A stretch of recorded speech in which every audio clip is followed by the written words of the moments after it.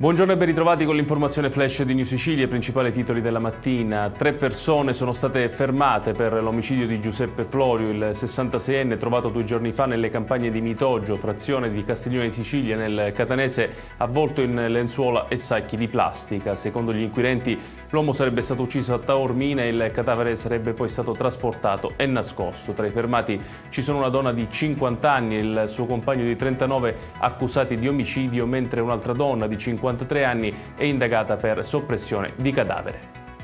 La Guardia di Finanza ha eseguito un sequestro da oltre 15 milioni di euro nei confronti di un imprenditore di Licata, nell'Agrigentino, già condannato per il trasferimento fraudolento di valori. Il sequestro riguarda 10 società, 156 immobili, 32 automezzi e 26 rapporti bancari e finanziari. Secondo l'accusa, l'uomo avrebbe gestito una holding occulta intestata a 22 prestanomi.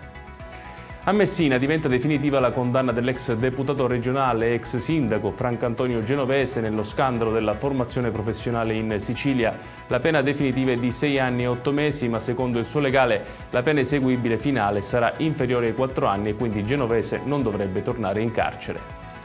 La Federazione Armatori Siciliani ha annunciato di essere stata convocata oggi a Catania dal presidente dell'Ars Gaetano Galvagno, mentre una delegazione del comparto sarà ricevuta dal Governo nazionale il 30 aprile. Sul tavolo c'è la protesta per il caro carburanti che, secondo gli operatori, sta mettendo in ginocchio pesca e agricoltura. Resta però in valutazione la mobilitazione del 1° maggio nello Stretto di Messina, che potrebbe coinvolgere fino a 100 pescherecci tra Sicilia e Calabria.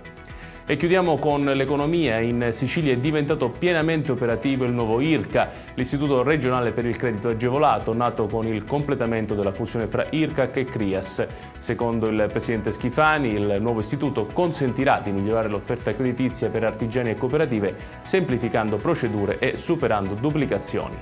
Ed è tutto per questa edizione. Tutti i dettagli su queste notizie li trovate come sempre sul nostro sito www.newsicilia.it. Grazie per averci seguito e buon proseguimento di giornata.